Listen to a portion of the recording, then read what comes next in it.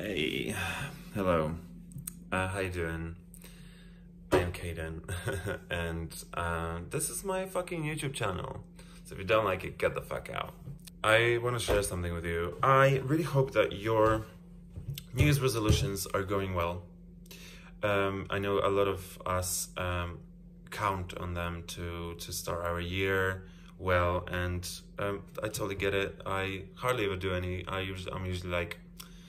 But this time I decided to do dry January. I haven't been drinking for 14 days, which may not seem like a lot to probably quite many of you, but anyone who knows me well knows that I drink a lot. It's not the kind of drinking, maybe yet, where I would stumble around at 12 or like 4 p.m.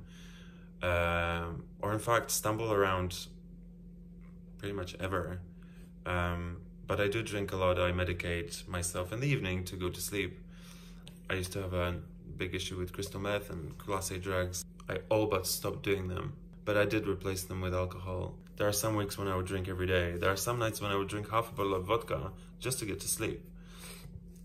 Imagine what that does to someone's liver. Like, you're not meant to have like, what, 8 to 12 units per day or week or whatever it is. I don't even know, because I was always above it when my doctor would ask me. So I was always at like drinks way too much, like in the red.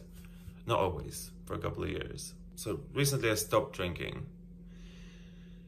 And oh God, I have not been lower for a long time. Like a long time. And this is completely unfamiliar territory. I was very unprepared. I've been trying to be productive. I've been trying to go to the gym, which I have actually been doing, but my mind has been telling me some terrifying stories and facts about me that I know better than to listen to, but nonetheless, there are times in the day when I believe them, like 3 a.m. for example, and I didn't understand why this is happening.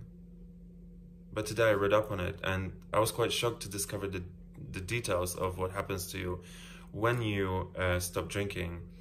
And one of the main ones is, it's kind of like a calm down, only it lasts for a while. It boosts production of dopamines when you drink, right? Which is why you can get quite reliant on it and long-term quite depressed.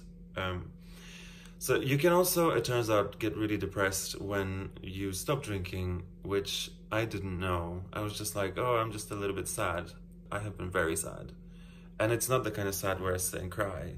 It's the kind of like, who am I right now? Kind of sad, confused. Now, I am not saying this to put anyone off pausing or stopping altogether with anything, drinking or drugs, whatever. But I think what's not part of the narrative, the general narrative, is like the truth about what happens immediately when you do. We like the happy story of, oh, quit drinking and I'm amazing now. But the between, it's ambitious and desirable to be someone who doesn't need any substance to feel better.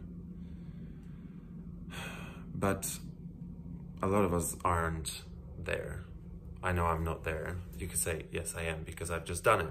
I forced myself in a place, in a situation where, although I may need it, I don't do it. And I think the whole point of this video is I kind of wish I had a plan. I wish I had a knowledge of what was going to happen, because I didn't, and it fucking terrified me. The moral of the story is, do aspire. Just have a plan.